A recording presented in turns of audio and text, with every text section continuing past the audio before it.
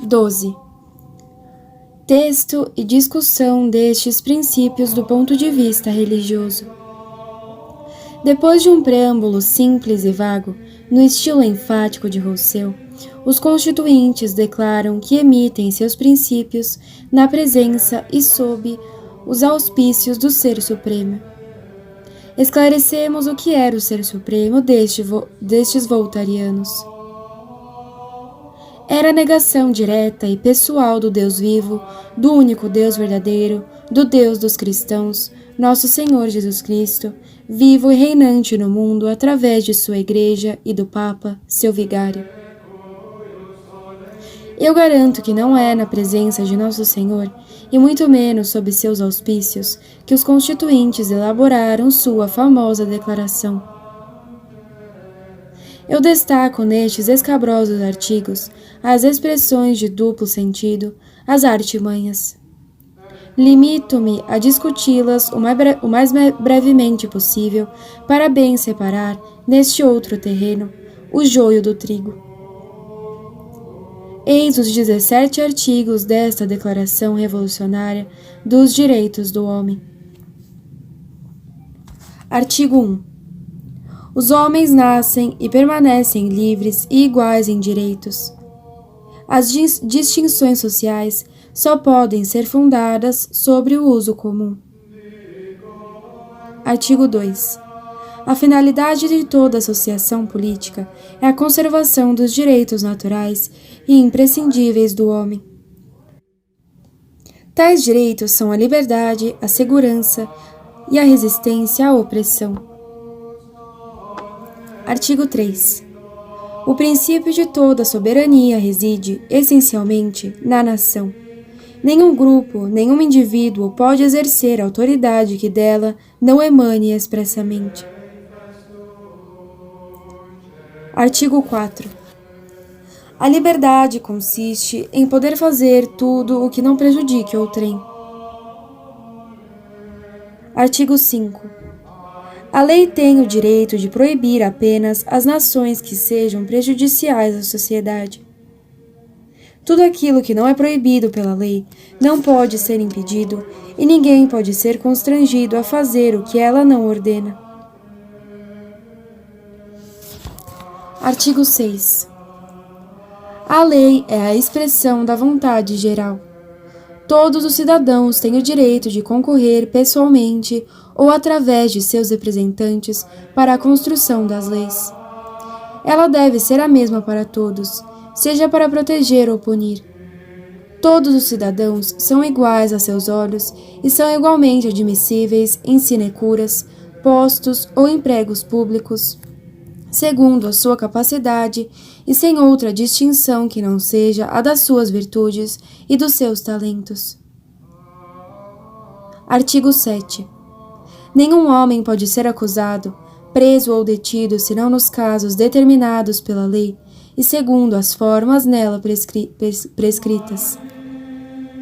O que solicitam, expedem, executam ou fazem executar ordens arbitrárias devem ser punidos. Mas todo cidadão chamado ou detido em virtude da lei deve obedecer imediatamente. Caso contrário, torna-se culpado em caso de resistência. Artigo 8. A lei deve estabelecer as penas estrita e devidamente necessárias, e ninguém pode ser punido senão por força de uma lei estabelecida e promulgada antes do delito e legalmente aplicada. Artigo 9. Todo acusado é presumido inocente até que seja declarado culpado e, se julgado indispensável detê-lo, todo rigor desnecessário para assegurar-se de sua presença deve ser severamente reprimido pela lei. Artigo 10. Ninguém deve ser inquirido por suas opiniões, mesmo religiosas, contanto que sua manifestação não perturbe a ordem pública estabelecida pela lei. Artigo 11. A livre manifestação dos pensamentos e das opiniões é um dos direitos mais preciosos do homem. Todo cidadão pode, portanto, falar, escrever e livremente publicar, mas deve responder pelo abuso desta liberdade nos casos determinados pela lei.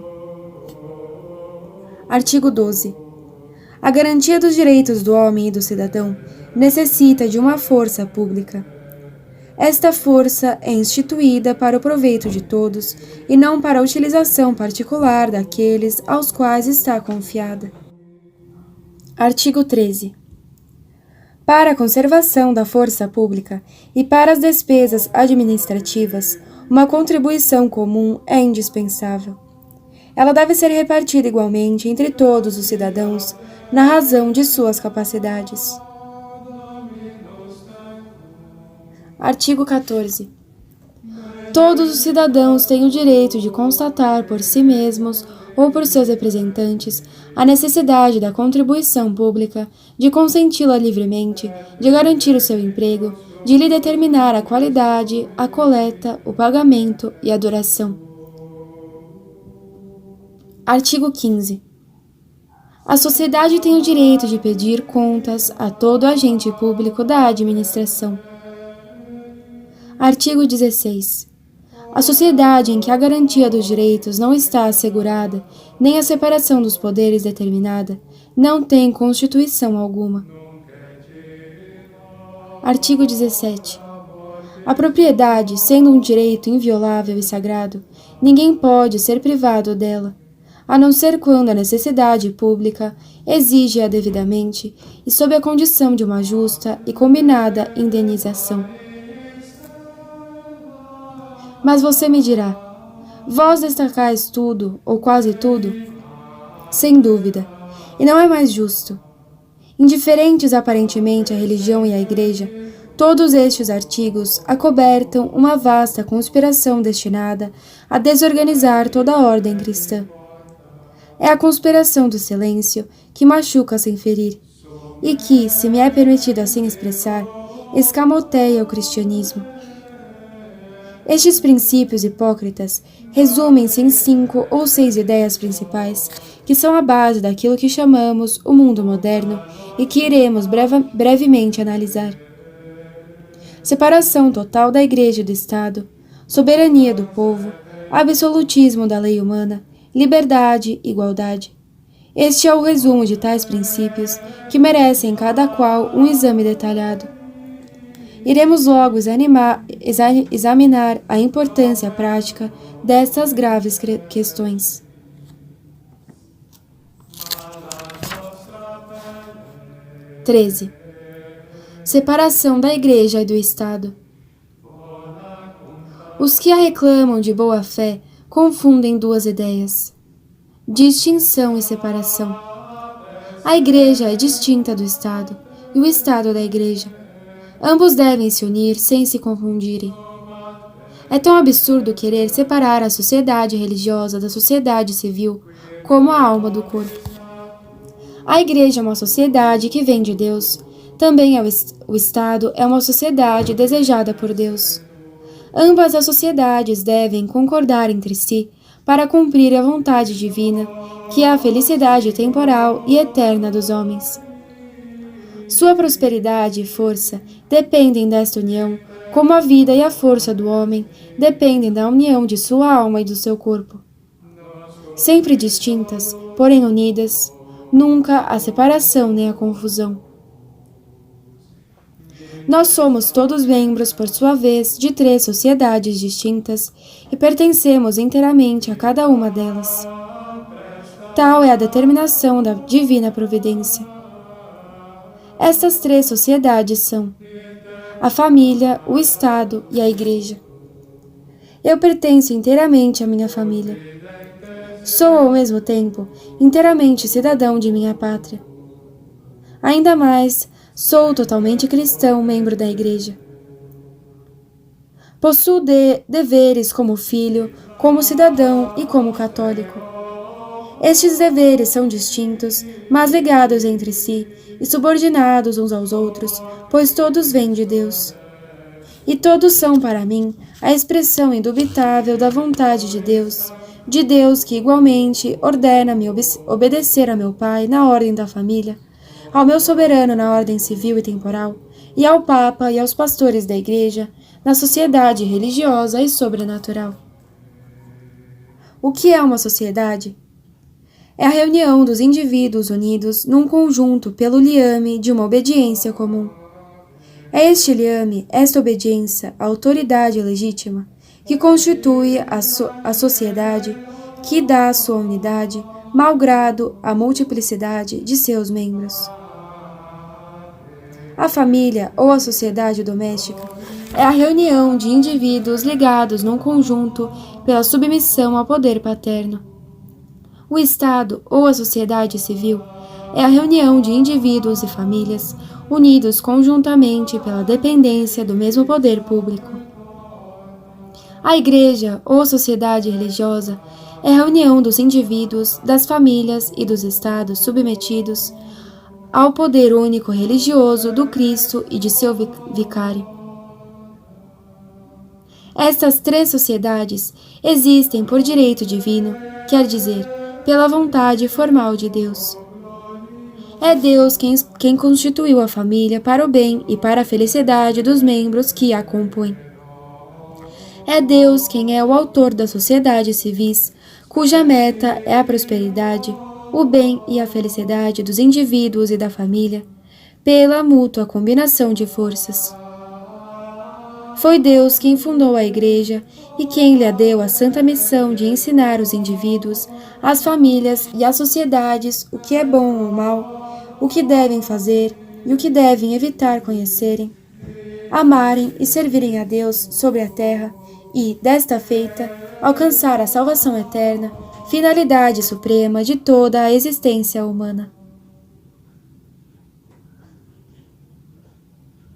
A Igreja é, assim, instituída para buscar o bem e a felicidade dos indivíduos, das famílias e dos estados, quer dizer, do mundo inteiro. A família depende do Estado, no sentido que o bem particular deve ser sempre subordinado ao bem público. O Estado depende da Igreja, no sentido que o bem temporal, seja público ou particular, deve sempre ser subordinado ao bem espiritual, que é a salvação eterna das almas. O pai de família não deve nunca ordenar nada que seja contrário às leis do Estado. Se ele falta com esta regra, seus filhos não podem conscientemente lhe obedecer. Pela mesma razão, o poder civil não pode ordenar nada que seja contrário aos ensinamentos nem às leis da Igreja.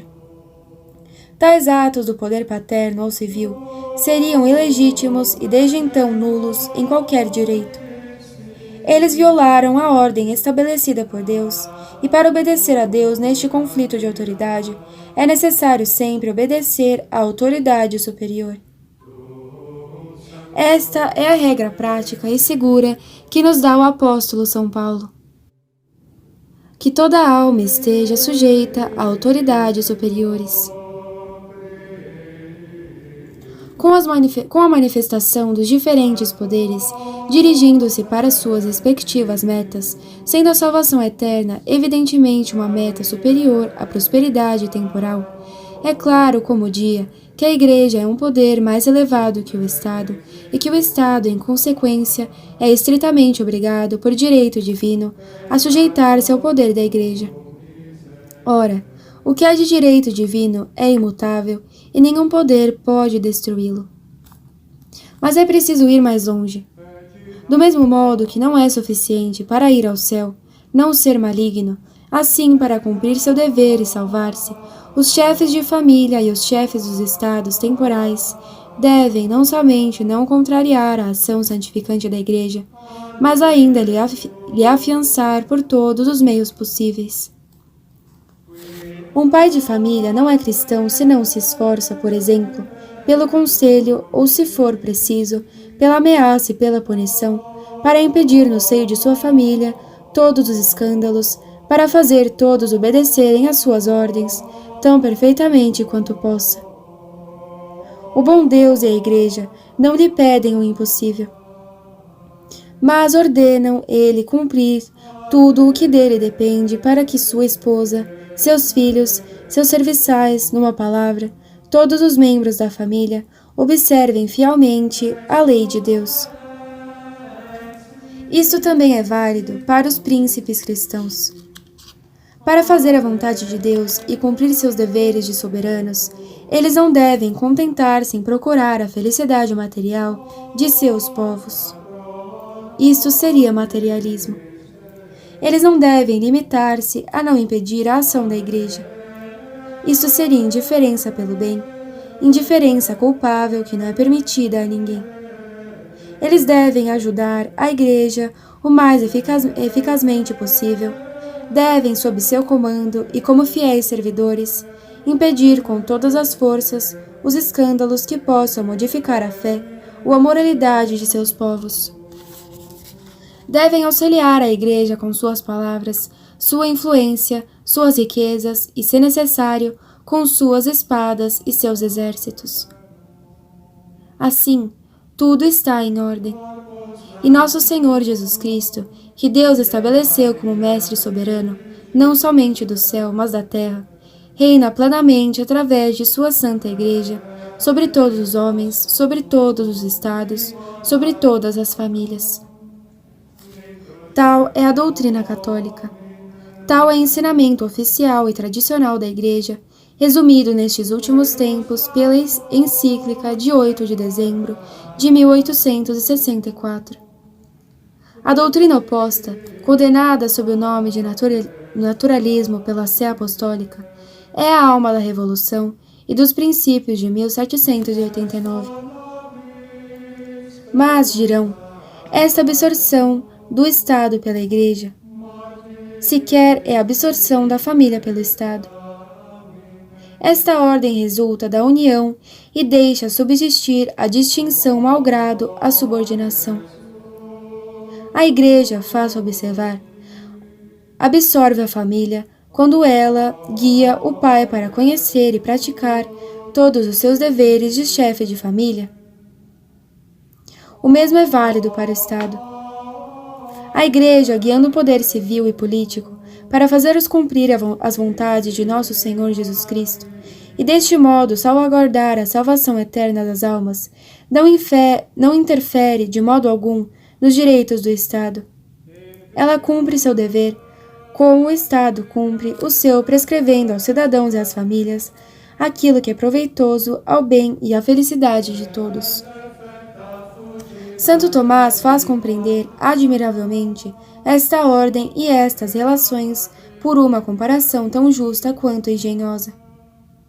Cada estado, diz ele, assemelha-se a um dos navios que compõem uma esquadra, e que todos, sob a conduta do navio almirante, avançam harmoniosamente para alcançarem o porto.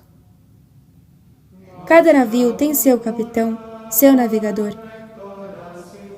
Se cada condutor possui seu navio, o navegador não é, todavia, independente. Para manter-se a ordem, ele deve sempre manobrar seguindo as indicações do almirante, de maneira a conduzir sua embarcação até o termo final da viagem.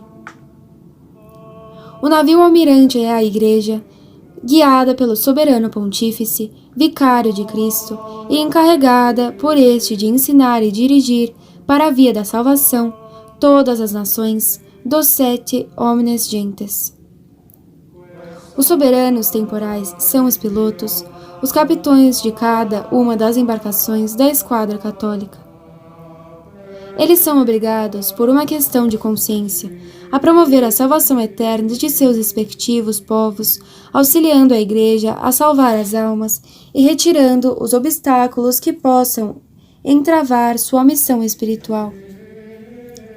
É o Papa, somente o Papa, que na sua qualidade de chefe da Igreja, fazem-lhes conhecer como devem agir a este respeito. Em sua direção religiosa, a Igreja não absolve nem o Estado nem a família.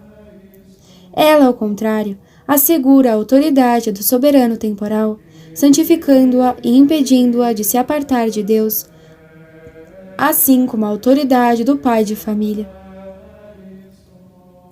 Dependente sob um ponto de vista, o poder civil, lembremos, conserva nos demais aspectos uma completa independência. Uma vez garantido o princípio superior de obediência à lei divina e às demais leis religiosas promulgadas pela Igreja, o poder civil pode, na sua liberdade, possuir todo tipo de leis, adotar qualquer regra política, ter qualquer forma de governo, segundo aquilo que creia, mais vantajoso ao bem geral da nação. Ele é o seu único mestre. É preciso dizer algo ao pai de família em relação ao Estado. Que ele faça tudo o que queira, que ensine e dirija seus filhos conforme seu caráter. O Estado, não mais que a Igreja, não pode interferir aí, contanto que as leis da religião e as do país sejam respeitadas. Não há ordem senão a este custo, seja na família, no Estado ou na Igreja.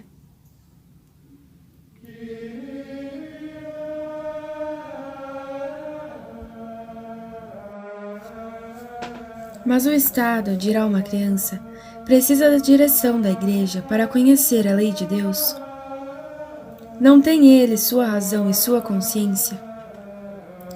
Certamente o Estado tem sua razão e sua consciência, mas ambas não lhe são suficientes como ao pai de família para conhecer e praticar a lei de Deus em toda a sua extensão. Esta lei não é, de fato, uma lei puramente natural. Ela é de outra ordem, sobretudo revelada e positiva. E para conhecê-la, é preciso a fé. Para praticá-la, é preciso a graça. Ora, somente a Igreja, por direito divino, tem a missão de dar ao mundo uma e outra. Somente a ela foi dito: recebei o Espírito Santo, ide e pregai a todas as nações. Aquele que vos escuta, me escuta. Aquele que vos despreza, me despreza, e eis que eu mesmo estarei convosco até a consumação dos séculos. Esta frase aplica-se diretamente às sociedades humanas, tanto quanto aos homens em particular. O que é, de fato, a sociedade civil, senão a extensão numérica da família e do indivíduo? O Estado nada é, não é mais que uma abstração em torno dos indivíduos pelos quais é formado. E, por esta razão, o dever religioso dos indivíduos e das famílias é, num nível superior, dever do poder do próprio Estado. O Estado deve ser não apenas religioso de forma genérica, mas cristão, católico. Ele deve receber dos pastores da Igreja o ensinamento da lei divina, para o bem público como para o particular. Ele deve ser ensinado. A razão e a consciência naturais não bastam nem ao soberano temporal, nem ao pai de família para conhecer a vontade de Deus. E relativamente à Igreja, a humanidade permanece sempre na infância. Eis porque os séculos cristãos sempre falavam: Nossa Santa Mãe a Igreja. Eis porque os próprios soberanos chamam o chefe da Igreja nosso Santo Pai, o Papa. Mas o poder da Igreja não é puramente espiritual? Sem dúvida. A direção que o Estado deve receber da Igreja é puramente espiritual, quer dizer, unicamente do ponto de vista da consciência. A Igreja só controla os soberanos e os povos, bem como as famílias, para fazer todos praticarem a lei divina, a religião cristã, a justiça, a integralidade da ordem moral. Ela não comanda e não condena, senão a partir deste ponto de vista, que é totalmente espiritual e religioso. Mas nesta visão, ela tem o direito e o dever de ocupar-se de tudo sobre a face da terra. Educação, ensino, filosofia, ciência, literatura, poesia, pintura, escultura, música, costumes, instituições públicas e privadas, leis, política e etc. Tudo é, pois, espiritual? Não. O espiritual sobre a terra é tudo o que interessa à salvação eterna das almas. Tal é a verdadeira noção do espiritual, desvirtuada numa infinidade de almas. Todas as vezes que somos impedidos nos trabalhos da salvação, somos lesados em nosso interesse espiritual e eterno. O poder temporal não deve jamais, nem diretamente, nem indiretamente, sob nenhum pretexto de interesse político, lesar nosso bem espiritual. Nunca deve entravar o exercício do ministério da Igreja, encarregada de salvaguardar este interesse supremo. Ora, agindo na ordem simplesmente temporal, ou mesmo na ordem puramente material, ele pode obstrar as práticas mais santas da religião e, consequentemente, sua ação espiritual e sobrenatural. Exemplo: se o poder civil desviar as igrejas de seu objetivo, sob pretexto de que são edifícios materiais, se ele veta aos padres o uso das coisas temporais que lhes são necessárias para o cultivo divino e para a administração dos sacramentos, a água, o óleo, o pão e o vinho, e etc. Se, sob pretexto de servir o Estado, arrebatar os padres dos fiéis, que dependem não menos dele como cidadãos, se violasse a clausura dos monastérios, que são, todavia, a este respeito, casas como outras quaisquer, se obstar as relações necessárias dos bispos, dos padres e dos fiéis, com o chefe da religião, com o Papa, apesar de que, pelo ponto de vista temporal, o Papa não seja mais que um soberano estrangeiro. Se promulgasse as leis civis, as prerrogativas políticas, contradizendo os direitos da Igreja, se contraísse alianças contrárias ao bem religioso dos seus povos, se empreendesse uma guerra injusta, se fizesse inserir na educação pública, pela qual é diretamente responsável, elementos anticristãos, seja como doutrina ou como conduta, se permitisse à imprensa atacar a fé, a moral, a Igreja, apesar de a imprensa ser uma indústria material e etc. Não fica evidente que, sem parecer sair do temporal, o Estado atingiria aqui, francamente, a essência do espiritual? Aplicai o mesmo princípio ao pai de família nas suas relações com sua mulher, seus filhos, seus servos. A questão da fome, por exemplo, que parece todavia concernir apenas a cozinha, ao tema do repouso dominical. Em uma palavra, a propósito de tudo o que pode lesar o bem espiritual da família. Tudo que não importa ao espiritual, a observação da lei divina e a santificação dos homens é do domínio exclusivo do Estado e da família. Essa distinção do espiritual e do temporal é de grande importância. Mas nas questões duvidosas, qual dos dois decidirá? Será o Estado? Será a Igreja? É evidente que deve ser o poder de ordem mais elevada. A missão divina da Igreja seria ilusória se a ela não assistisse infalivelmente Deus para distinguir com clareza o que é de sua alçada. Num conflito puramente temporal entre a autoridade do Estado e a autoridade do pai de família, a primeira não deve prevalecer? Não prevalece ela sempre?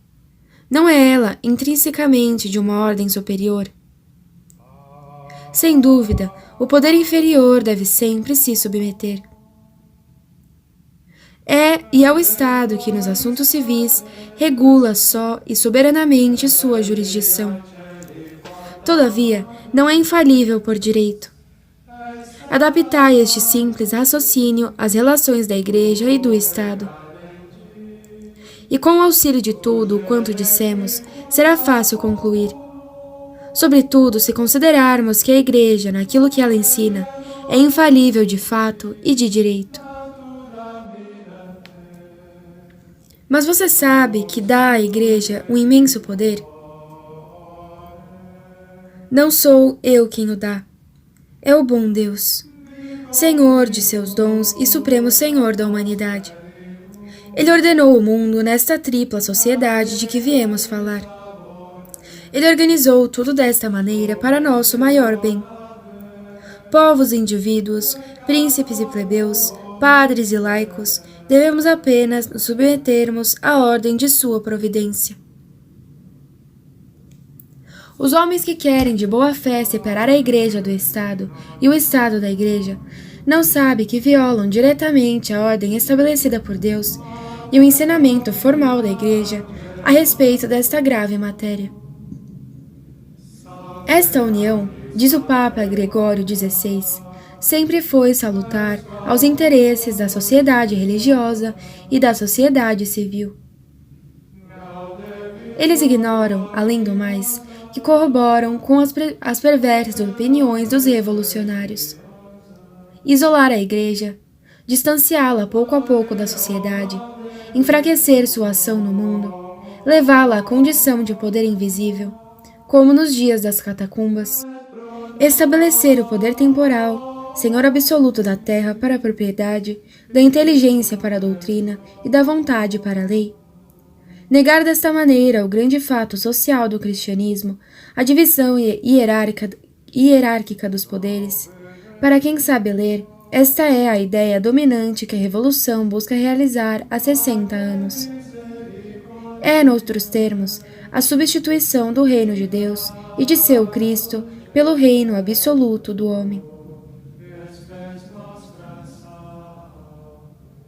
A Igreja, portanto, não deve e não pode ser separada do Estado, não mais que o Estado da Igreja. O Estado revolucionário, tal como entendia a Assembleia de 1789, e tal como o entendem desde então todos os revolucionários, é uma ação anormal, anticristã, formalmente oposta à vontade de Deus e que pode nos desviar para muito além do caminho da salvação. A Igreja é, por direito divino, a alma do mundo, sua luz e seu princípio de vida moral. Livro A Revolução Explicada aos Jovens, Monsenhor de Segur. 14. A soberania do povo ou a democracia. Tão explorado há um século pelos inimigos da Igreja, o princípio da soberania do povo pode compreender-se, não obstante, num sentido verdadeiramente católico. Notemos antes que o povo não é um amontoado de indivíduos brutais e acelerados que faz as revoluções, que do alto das barricadas derruba os governos e que tem suas paixões grosseiras exploradas pelos amotinadores. O povo é a nação inteira, compreendendo todas as classes de cidadãos, o camponês e o operário, o comerciante e o industrial, o grande proprietário e o rico senhor, o militar, o magistrado, o padre, o bispo. Eis a nação com todas as suas forças vivas, composta por uma circunspecta representação, capaz de, através de seus verdadeiros representantes, exprimir suas vontades, exercer livremente seus direitos. Uma vez dada esta noção antirrevolucionária do povo, nós constatamos que a doutrina católica sempre ensinou, num ou noutro sentido, aquilo que os constituintes de 1789 tomaram por maravilhosa descoberta. A Igreja, pela figura de Santo Tomás e seus grandes doutores, ensina que nosso Senhor Jesus Cristo, Pai dos povos e Rei dos reis, deposita inteiramente na nação o princípio da soberania. Que o soberano, hereditário ou eletivo, pouco importa, a quem a nação confia a chefia do governo, recebe de Deus seu poder por intermédio desta mesma nação. Enfim, que o soberano, recebendo o poder para o bem público e não para si mesmo, se venha a falhar grave e evidentemente em seu dever, pode ser legitimamente deposto por aqueles que o investiram da soberania. Apresso-me a acrescentar que, para prevenir qualquer interpretação revolucionária, que a Igreja, sendo ela juíza imparcial destes grandes casos de consciência, pode sozinha, por uma decisão solene, legitimar um fato tão grave após ter constatado a gravidade do crime. É nisto que o poder civil difere do poder paternal e do poder eclesiástico, sendo ambos inadmissíveis, porque são tanto um como o outro instruídos divinamente na sua forma específica, sem nenhuma delegação de seus subalternos. O poder civil, ao contrário, não recebeu de Deus nenhuma forma determinada e pode, consequentemente, passar de uma forma de governo a outra, da monarquia hereditária, por exemplo, à monarquia eletiva, da monarquia à aristocracia ou à democracia, e reciprocamente. Tais mudanças, quando se operam regularmente e legitimamente, não interferem nada no princípio da monarquia, da soberania. Mas quando serão elas regulares? Quando serão legítimas? Uma grande dificuldade prática que não pode resolver nem o soberano nem o povo, pois estando ambas partes interessadas no debate, não saberiam ser juízes em sua própria causa. A Igreja, representada pela Santa Sé, é o único tribunal competente que pode decidir esta grande questão. Sozinho, este tribunal é investido de um poder superior ao poder temporal. Também sozinho, ele é independente e desinteressado. Mais que qualquer outro, devido ao seu aspecto religioso, ele oferece as garantias de moralidade, de justiça, de sabedoria, de ciência necessárias para uma tão augusta e delicada função. Tal é, além disso, a ordem divinamente estabelecida, não no interesse pessoal do Papa nem da Igreja, mas no interesse geral das sociedades, das soberanias e da nação. O julgamento destas excelsas questões de justiça social recai, assim como os casos particulares de consciência, sob a palavra do Cristo, dizendo ao chefe de sua Igreja: tudo que ligares sobre a terra será ligado no céu, e tudo que desligares sobre a terra será desligado no céu. Eis a teoria católica e verdadeira sobre a soberania do povo e as mudanças de governo. Há um abismo, bem sabemos, entre essa doutrina e a soberania do povo, tal como entende a Revolução, tal como entenderam os constituintes de 1789. Segundo estes últimos, o povo extrai de si própria soberania, não a recebendo de Deus. Ele não quer Deus e pretende emancipar-se dele. Por outro lado, e como consequência deste primeiro erro, ele rejeita a Igreja e se priva do único poder moderador de Deus, instituído para protegê-lo contra o despotismo e a anarquia. Desde que os reis e os povos rejeitaram a direção maternal da Igreja, nós os vemos obrigados a decidir seus problemas de consciência a tiros de canhão, pelo sanguinário direito do mais forte, e as sociedades políticas, malgrado suas pretensões de progresso, marcham rapidamente para a decadência pagã. Em lugar da ordem, fruto da obediência, não há mais que despotismo ou anarquia no mundo, frutos da revolta. A noção da verdadeira soberania não existe, por assim dizer, mais sobre a terra. Tudo isto é verdadeiro na teoria, mas, e na prática? Não é falha da teoria se ela é difícil praticar. É falha da fraqueza e da corrupção humanas. É assim neste princípio, como em todos os princípios de conduta. Na teoria, a regra é clara, verdadeira, perfeita. A aplicação perfeita é impossível, pois que a perfeição não é deste mundo. Mas a prática aproxima-se da teoria, mas ela será em verdade, em ordem, em bondade. Há muito tempo os estados temporais desdenham desta teoria e seguiam segundo seus caprichos. Eles esquecem e repulsam cada vez mais a direção divina da Igreja e, como o filho pródigo, distanciam-se cada dia da casa paterna. Assim o mundo, desgarrado de Deus, está em revolução permanente, malgrado os prodigiosos esforços para alcançar a ordem e conter o mal. Se a sociedade não deseja extinguir-se, será necessário que, cedo ou tarde, ela adote o princípio católico, o único princípio verdadeiro de soberania. Leibniz, protestante, mas homem de gênio, falava, a plenos pulmões, deste retorno das sociedades à alta direção moral da Santa Sé da Igreja. Eu seria da opinião, escrevia ele, de se estabelecer em Roma um tribunal para julgar as diferenças entre os príncipes e de fazer do Papa presidente deste. Este tribunal existe por direito divino e imutável, se bem que o desconheçam. Repito, não existe salvação senão aqui, na Igreja. A revolução não cessará, Dizia Bonald, até que os direitos de Deus sejam substituídos pelos direitos do homem. Clamemos a plenos pulmões para os católicos e cidadãos a conformidade da prática à teoria, e até a nova ordem, apliquemos teoria o menos imperfeitamente possível. Mas este sistema não dá ensejo a 1000 inconvenientes? Não tanto quanto querem dizer.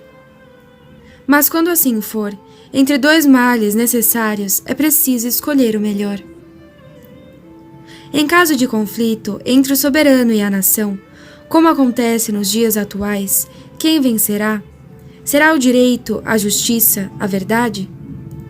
Sim, se a força cega encontra, por sorte, seu caminho. Não, se como de hábito ela favorece o partido do mal. Nos 2 casos, a guerra civil é erigida como princípio sanguinário e atroz, onde o sucesso justifica tudo, que arruína e enfraquece todas as forças vivas do Estado. Nada disso há no sistema católico, onde tudo se passaria tranquilamente. Os 2 partidos deplorariam sua causa diante do augusto Tribunal da Santa Sé e se submeteriam à sua decisão. Sem sangue vertido, sem guerra civil, sem finanças arruinadas e etc. Não seria bom e desejável? Voluntariamente admito, visto a corrupção humana, que haveria em torno desse sagrado tribunal algumas intrigas, algumas lamentáveis misérias, mas os inconvenientes que acometeriam este sistema seriam pouca coisa em comparação às suas vantagens, e a grande influência da religião seria sozinha uma prestigiosa garantia contra os abusos. A Igreja, disse Bossuet, não apresenta todos os títulos pelos quais podemos esperar o socorro da justiça. Além do mais, este tribunal julgaria segundo determinados princípios, baseados na fé, conhecidos e acolhidos por todos. A revolução, ao contrário, não oferece garantia alguma. Ela conhece apenas o direito do mais forte. Ela não soluciona o problema social, não faz senão piorar a situação. Mas, para aplicar tal sistema, seria necessário que todo mundo fosse católico. Certamente, é desejável que todo mundo seja católico. É desejável ver aplicar-se às sociedades civis o sistema pacífico e religioso que viemos propor e que tem a própria fé por base. Todo mundo deve ser católico, pois todo mundo deve crer e praticar a verdadeira religião. A religião é o alicerce da felicidade pública e da felicidade individual, porque Jesus Cristo é o princípio de toda a vida para os estados, para as famílias e para os indivíduos. Eu prontamente reconheço que o sistema social católico não pode aplicar-se atualmente nas nossas sociedades, tais como as modificaram o protestantismo, o cesarismo e a Revolução. E concluo. Primeiro, que as sociedades estão desvirtuadas e em perigo de morte, e segundo, que todos nós devemos, se amamos a Igreja e a Pátria, utilizar toda a nossa influência para pôr à luz e em vigor o verdadeiro princípio social. Mas esta teoria jamais pôde ser aplicada, mesmo nos séculos da fé. Ela jamais foi completamente aplicada, porque as paixões populares e o orgulho dos príncipes lá estavam. Ela preveniu, todavia, guerras e conteve os excessos, como testemunha o advento pacífico dos carolíngios ao trono da França, a repressão à tirania dos imperadores da Alemanha, Henrique IV e Barbarossa. Nos séculos da fé, havia, como hoje, as malvadas paixões individuais. Mas o regime social era bom, e as 3 sociedades, religiosa, civil e doméstica, reconheciam sua subordinação mútua e jaziam, malgrado os conflitos parciais, sobre a rocha firme da verdade, da religião, do direito e da justiça. Nos séculos da fé, não exerceu perfeitamente a regra social. Do mesmo modo que nas famílias mais cristãs não se praticou perfeitamente todos os mandamentos de Deus e as santas regras do Evangelho. Mas isto não é retornar à Idade Média. Não, é retirar da Idade Média o que havia de bom para disso nos apropriarmos. Nós não queremos tampouco que o mundo, nós católicos, mude de século e privarmos-nos das conquistas do tempo. O que queremos é pôr à prova a experiência do passado, como aquela do presente, corrigir o mal e substituí-lo pelo bem. Deixar de lado o que é defeituoso para conservar o que é melhor. Se isto é retornar à Idade Média, retornemos a ela. Eis o suficiente, parece-nos, para esclarecer a consciência de um leitor imparcial e para mostrar o magnífico papel da Igreja nas questões sociais e políticas. Concluamos. Há democracias e democracias. Uma é verdadeira e legítima, professada desde sempre pela Igreja, respeitando a soberania que repousa sobre ela e sobre Deus. A outra falsa, protestante e revolucionária, de invenção recente, que despreza o poder, insubordinada, facciosa, gerando desordem e ruínas. É a democracia de 1789, a democracia moderna, que desconhece a Igreja e que essencialmente não é senão a revolução social e o disfarce da anarquia. Um cristão, pergunto-lhe, pode ser democrata neste sentido?